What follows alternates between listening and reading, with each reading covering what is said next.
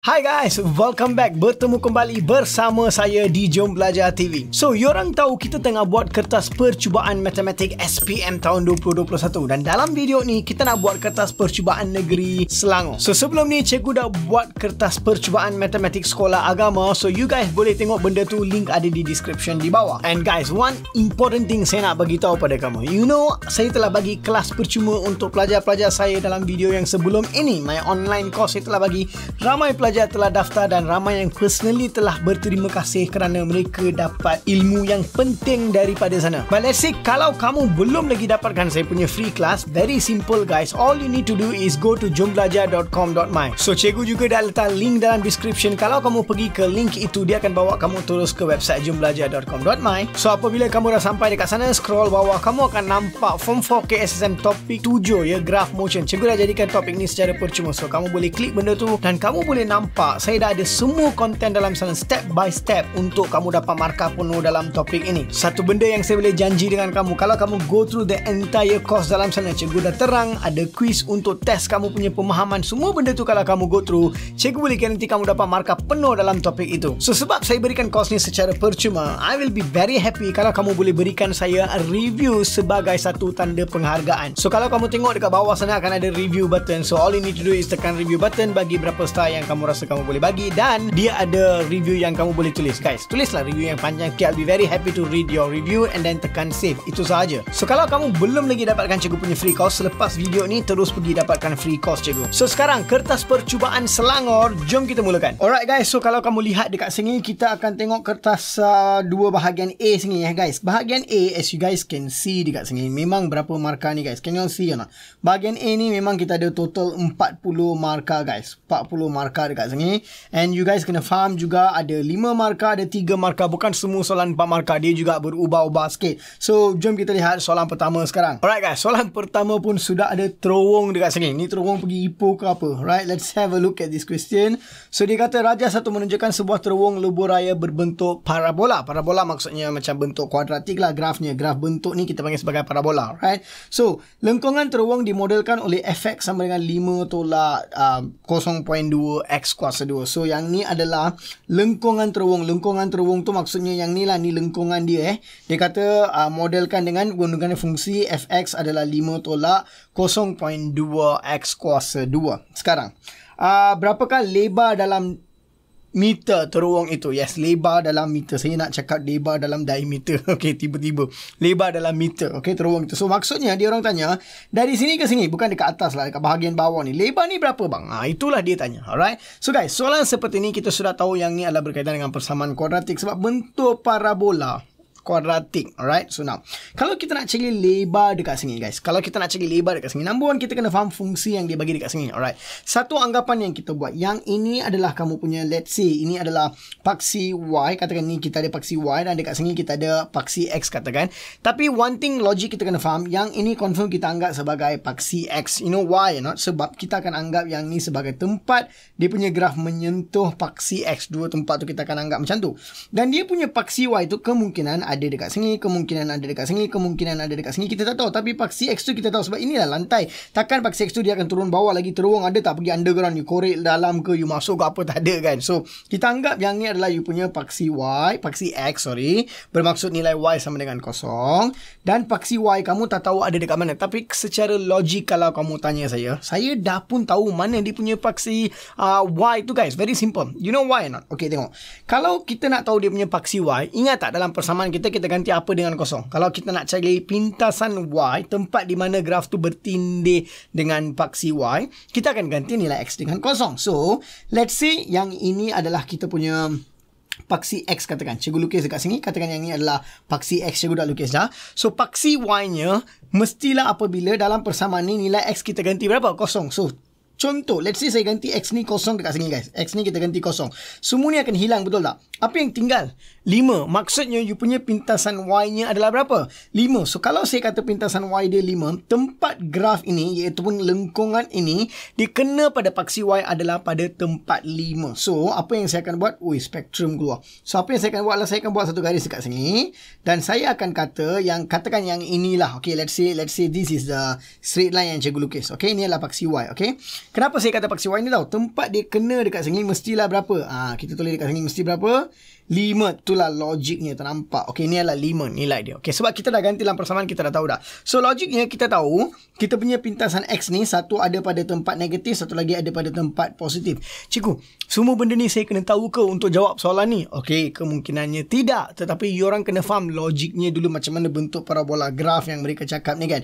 So that bila dah kamu tahu logik ini, nanti bila kamu nak buat soalan, kamu akan ada understanding yang lebih banyak. That's the only goal, guys. Now, let's have a look at this. So, let's say cikgu lukis just lengkungan dekat luar tu sahaja sebagai satu bentuk parabola dekat luar sini. Okay, cikgu dah lukis dah.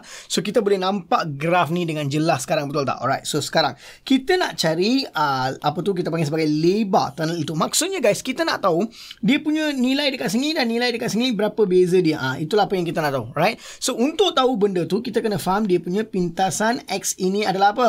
Berapa? Pintasan X. Kalau kita nak cari pintasan X, kamu tahu kan nilai Y dekat sini ni paksi Y kan? Paksi Y dekat sini nilainya berapa? Kosong. So, apa kita akan buat lah? Kita akan buat persamaan dia jadi sama dengan berapa guys? Sama dengan kosong. So, apa yang kita akan buat adalah dekat sini, kalau kita nak jadikan persamaan dia adalah sama dengan kosong, maka apa yang kita akan buat adalah, kita akan cuba buat apa guys? Kita akan cuba cari dia punya jawapan dia lah. So, apa yang saya akan buat dekat sini adalah, saya akan kata 5 tolak dengan 0.2 X kuasa 2 adalah sama dengan kosong. So, kalau saya nak cari benda macam ni, apa yang saya akan buat? See, there's a lot of way kamu boleh buat. Kamu boleh masuk benda ni terus dalam kalkulator pun boleh, ataupun kamu buat dengan cara yang berlainan sikit pun boleh. So, saya apa yang saya nak buat? Saya nak buat cara yang biasa kita akan buat lah, pindah tu dekat sana. So, kita akan dapat apa tau? Kita akan dapat 0.2 X kuasa 2 adalah sama dengan berapa? 5. Semua orang tahu cara ni. So, apa yang saya akan buat sekarang? Saya boleh bawa 0.2 pergi sebelah sana. Apa yang akan jadi adalah saya akan dapat X kuasa 2 adalah sama dengan 5 bahagi dengan 0.2.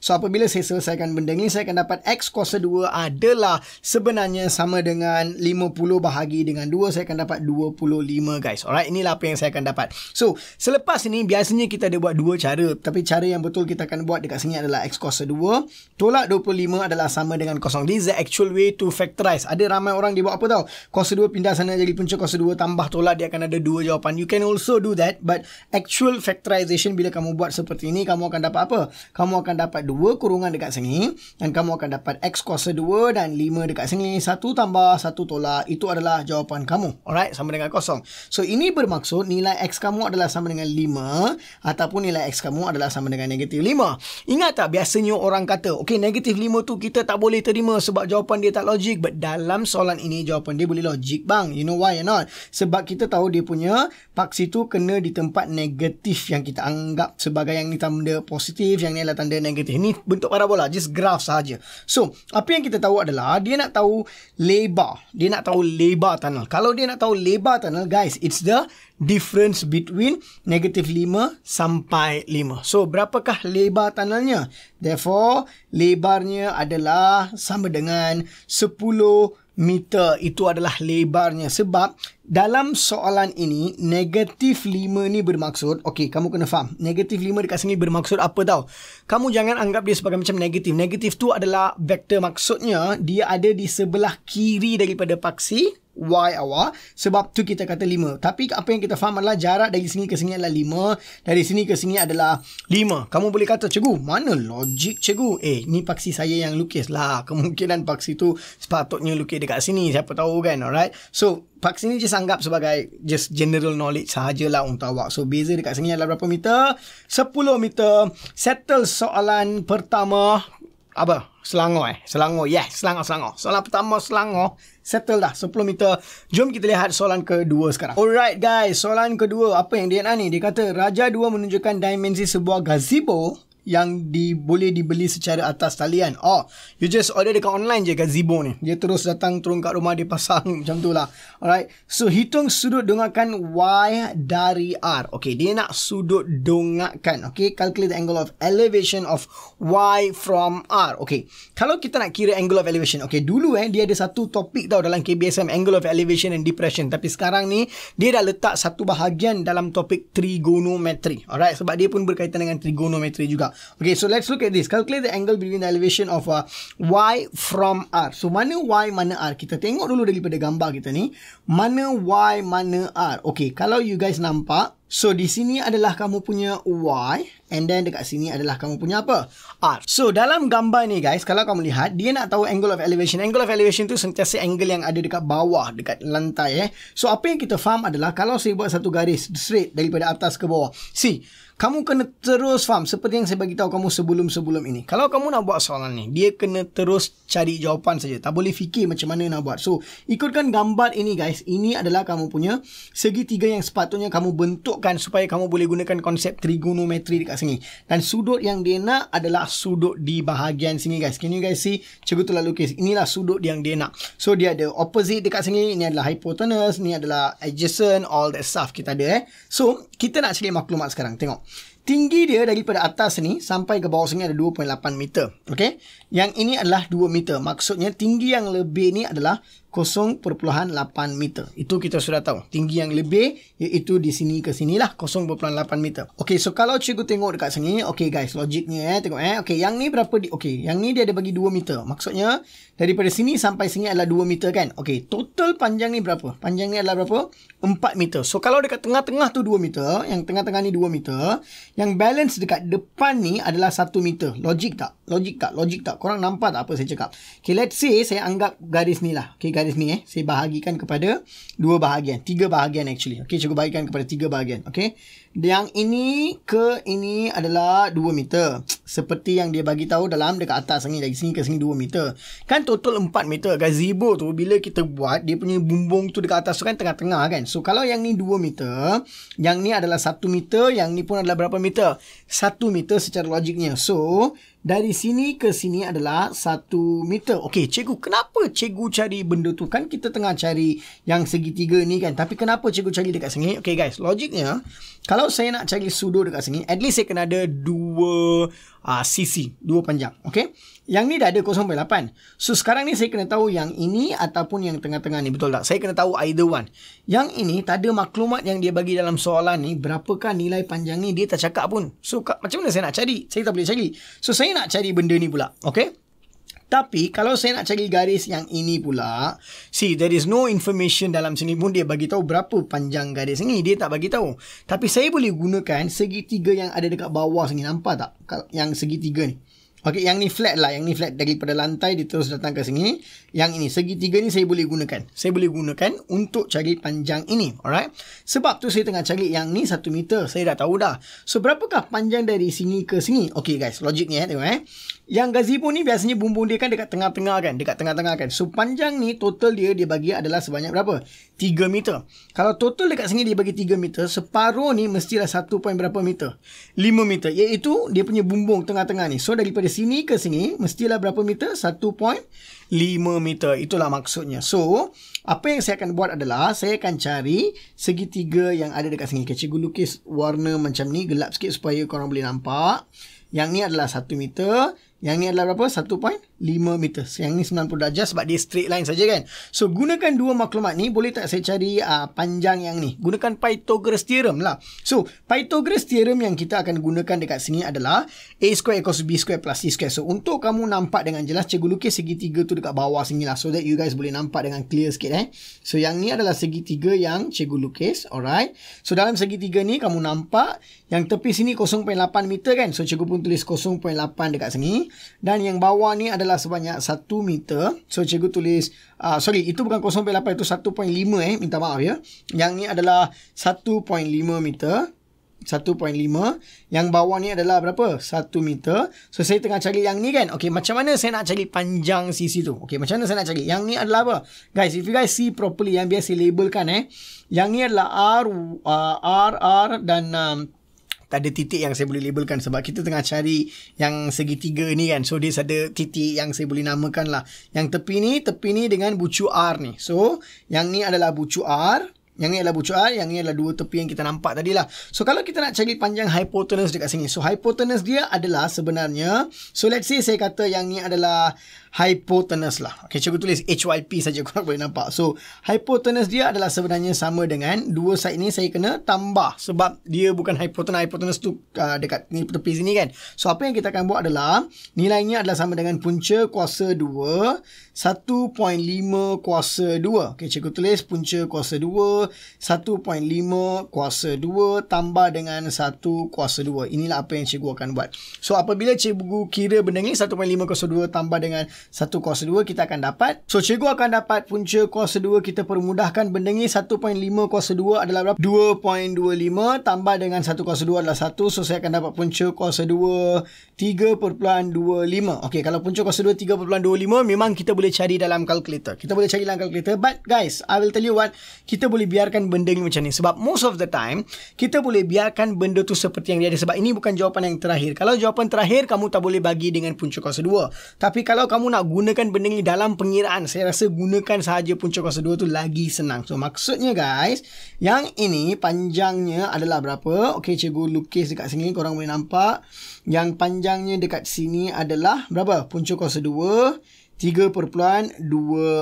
So ini adalah dia punya panjang yang kita dapat. Betul tak? Punca kuasa 2 3.25. Okey. Sekarang kalau saya nak cari sudut ni, okey, cikgu lukis balik segitiga tu korang boleh nampak Okey, saya rasa cikgu lukis dekat tepi sini lah, korang boleh nampak. So cikgu lukis segitiga ni, alright, dan kita dah tahu dah sudut mana yang kita nak cari and all that, right? So sudut inilah apa yang kita nak cari. Sudut dekat tepi sini kita tahu yang opposite ni 0.8 dan yang bawah ni adalah punca kuasa 2 3.25. Inilah apa yang kita akan dapat, betul tak? 3.25 dan yang opposite tu adalah 0.8. So kalau saya nak cari sudut dekat sini, let's say sudut ni, itulah sudut yang dia nak. Dia kata apa? Dia nak sudut apa? Sudut dongakkan. Alright, dongakkan maksudnya elevation, right? So let's say this is your theta dekat sini. So apa yang saya akan buat adalah, yang ni adalah opposite. Kalau ini sudut dia, ni opposite. Yang ni adalah apa? Adjacent. So opposite over adjacent. Apa kita akan gunakan formula dia apa? Tangent. Sebab TOA. Ingat tak? TOA adalah formula yang kita ada, opposite over adjacent. So tangent theta adalah opposite 0.8 over adjacent dia adalah punca kuasa 2 3.25. Okay, kenapa saya buat macam ni? Okay, sebab saya nak cari sudut dia kan. So sudutnya adalah sama dengan, guys, nampak tak? Saya tak bundarkan apa-apa tau. So saya setengah gunakan value yang paling tepat dekat sini, so that saya punya final answer adalah paling hampir dengan apa yang boleh dapat dalam komputer ke, kalkulator ke, pengiraan ke apa. So theta ni adalah, kalau kamu nak cari theta, tangent tu pindah sebelah sana. Apabila pindah sebelah sana, dia jadi shift tangent. So kamu akan dapat tangent shift dan kamu akan dapat 0.8 bahagi dengan punca kuasa 2 3.25. Guys, you know what you need to do or not? Type benda ni bulat-bulat dalam kalkulator, guys. You just type benda ni bulat-bulat dalam kalkulator, you'll get the most perfect answer. So biar cikgu letak benda ni dalam kalkulator dan cikgu akan dapat. So bila cikgu letak benda ni dalam kalkulator, I got exactly 23.93. Saya dapat 23.93 darjah, guys. That's it. Itu adalah jawapan dia, guys. It's very important, dan kalau kamu kena letak betul-betul, okay, you kena letak benda ni betul-betul dalam kalkulator. Kalau kamu type salah, jawapan kamu maybe akan salah. So it's very important to type dalam kalkulator betul-betul, guys. Hope you guys understand that. So itu adalah soalan kedua, kertas percubaan matematik Selangor, dan kita tengok soalan ketiga pula sekarang. Alright guys, soalan ketiga dia kata apa? Sebuah kerangka jam berbentuk bulat diperbuat daripada sebatang keluli yang berukuran 1.57 meter. Apa bentuk tu? Kerangka jam. I don't understand. A round shape wall clock frame. Oh, wall clock frame. Kan jam kan ada bulat kat luar tu lah. Itulah dia punya frame. Dia kata, okay, it's made out of steel rod with a length of 1.57 meter. So kalau jam, okay, contoh ini adalah kamu punya jam. Kerangka tu dekat luar ni lah dia punya frame. Actually kalau kita tengok ni sebagai satu bulatan, yang luar ni adalah apa? Kita panggil sebagai lilitan ataupun circumference of the circle. Alright. So dia kata hitung jejari dalam M kerangka itu. Dia dah bagi kamu dia punya pi 3.142 dia nak guna. So guys, macam mana kita nak cari dia punya lilitan ataupun how do we find circumference, guys? Formula circumference adalah 2 darab pi 3.142 darab jejari. 2 pi j is the formula untuk cari circumference, dan circumference dia adalah 1.57 meter seperti yang mereka bagi dekat sini, guys. So apa yang kamu kena buat nak cari jejari tu? Very simple. Jejari kamu adalah sama dengan benda ni darab, pindah sana jadi bahagi 1.57 bahagi dengan semua benda ni. So kamu boleh je tulis 1.57 bahagi dengan the whole thing, 2 darab 3.142. guys, tekan bulat-bulat dalam kalkulator, kamu akan dapat jejari. So jejari kamu adalah 0.2498. jawapan saya dapat. So jejari saya boleh letak 0.2498.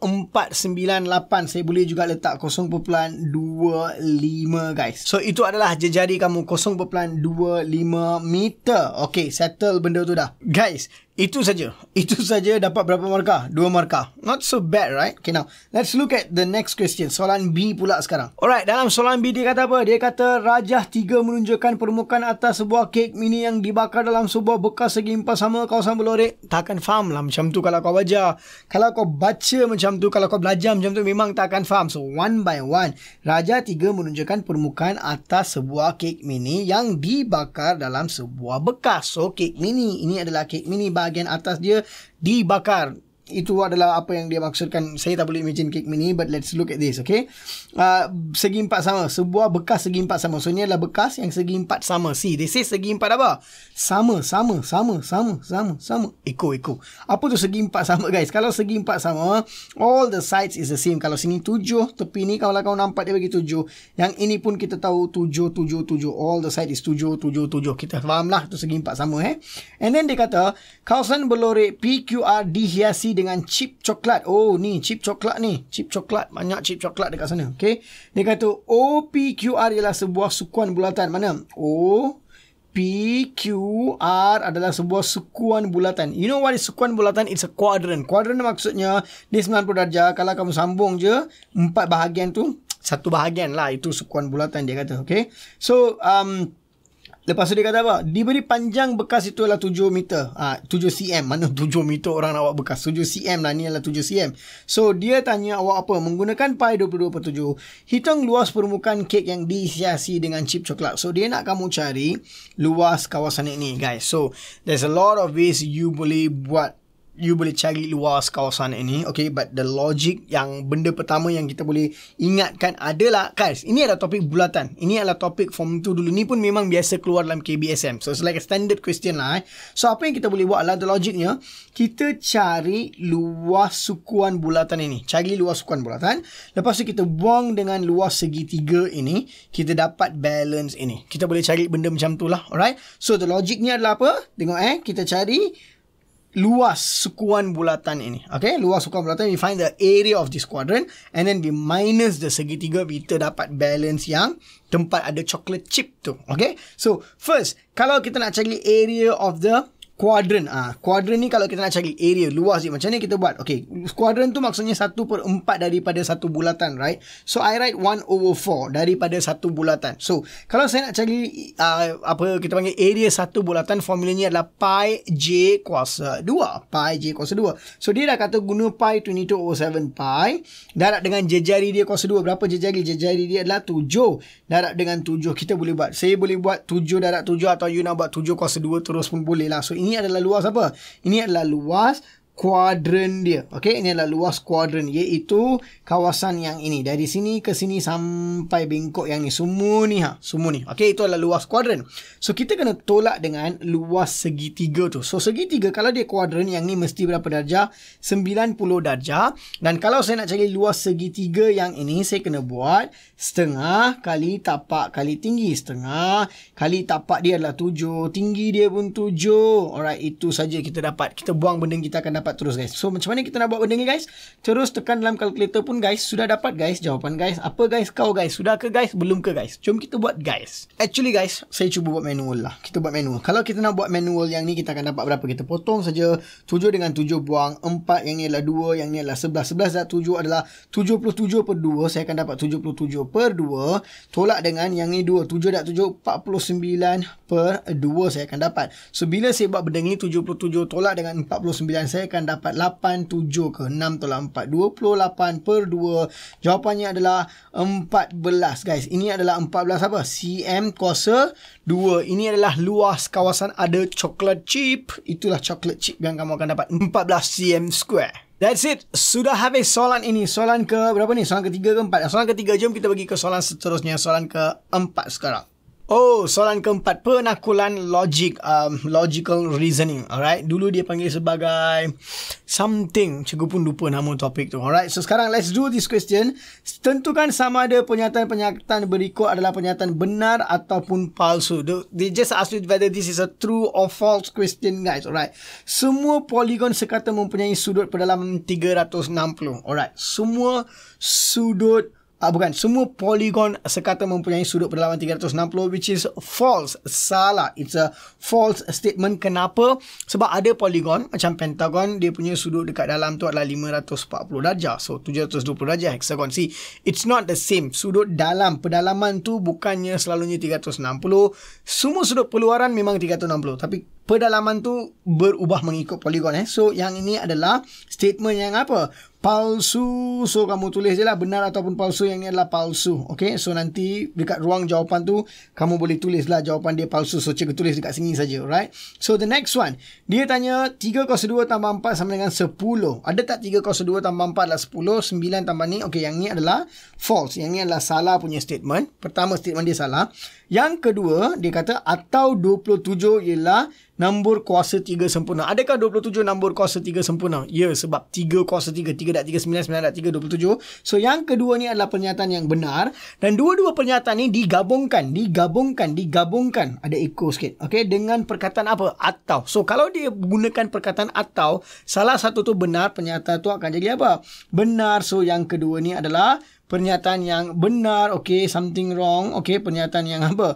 Benar. Alright, settle dekat sini. Okay, pernyataan yang benar. Okay, now let's go for the next one. Okay, B pula dia kata, okay, tulis permis 2 untuk melengkapkan hujah berikut. Okay, permis 1 dia kata, jika, alright guys, kalau dia ada jika dan maka, kamu kena jaga-jaga, baca betul-betul, fahamkan konsep tu dan tulis. So, dia tulis, jika N ialah nombor perdana. Okay, maka N boleh dibahagi dengan nombor itu sendiri dan satu saja. Jangan just baca sebagai ayat, cuba fahamkan. Betul lah, kalau N tu adalah nombor perdana tu boleh dibahagi dengan diri sendiri dan juga satu. Itulah konsep dia. Sekarang, kesimpulan dia kata 9 bukan nombor perdana. So satu perubahan yang dia buat adalah tadi dia cakap pasal N, tapi sekarang ni dia cakap pasal apa? 9. So dia kata bukan nombor perdana. Bukan nombor perdana ni merujuk kepada bahagian pertama ayat ini, betul tak? Okey, bahagian pertama ayat ni. So sekarang apabila kita tulis dekat sini, kita kena tulis bahagian kedua ayat ini, sebab yang pertama ni dah pun ditulis dalam kesimpulan. So kita kena tulis ayat yang kedua. Tapi ayat yang kedua kita nak tulis tu mestilah logik dengan pernyataan yang dia telah bagi. So dia kata 9 bukan nombor perdana. Okey, tadi dia kata apa? Kalau nombor perdana dia boleh bahagi dengan nombor itu sendiri, diri sendiri dan juga satu, betul tak? 9 tu memang bukan nombor perdana. Kenapa bukan nombor perdana? Kita kena fikir secara logik. Kita tak boleh kata, oh 9 bukan nombor perdana. Kerana apa? 9 tidak boleh dibahagi dengan nombor itu sendiri dan satu saja. Logik tak? 9 tidak boleh dibahagi dengan nombor itu sendiri dan satu saja. Mana orang kata tak boleh bahagi? Dia memang boleh bahagi dengan 9 dan juga 1. Tapi dia masih lagi bukan nombor perdana. Kenapa tu? Sebab 9 tu boleh juga dibahagi dengan berapa? 3. So hujah pertama kita, dia dah kata benda-benda ni. Yang kesimpulan pula dia kata 9 tu bukan nombor perdana. So apa yang kita boleh buat? Kita kena tulis secara logik 9 boleh dibahagi. Okay, dia bukan nombor perdana. Kesimpulan tu dia kata apa? Bukan nombor perdana. Kenapa dia bukan nombor perdana? Sebab 9 boleh dibahagi dengan diri sendiri, 1 dan juga berapa? 3. Sebab dia boleh bahagi dengan satu lagi nombor yang bukan dirinya sendiri dan 1, maka itu bukan nombor perdana. So itulah jawapan yang kita nak tulis dekat sini. Biar cikgu tulis dekat sini jawapan dia. That's it. Cikgu dah tulis dah. Cikgu tulis apa? 9 boleh dibahagi dengan diri sendiri, 1 dan 3. Sebab tu 9 bukan nombor perdana. Settle guys. Itulah apa yang kita buat. Okey, jom kita lihat C pula sekarang. Okey, C dia kata tulis akas. Okey, akas maksudnya dia kena terbalikkan sahaja.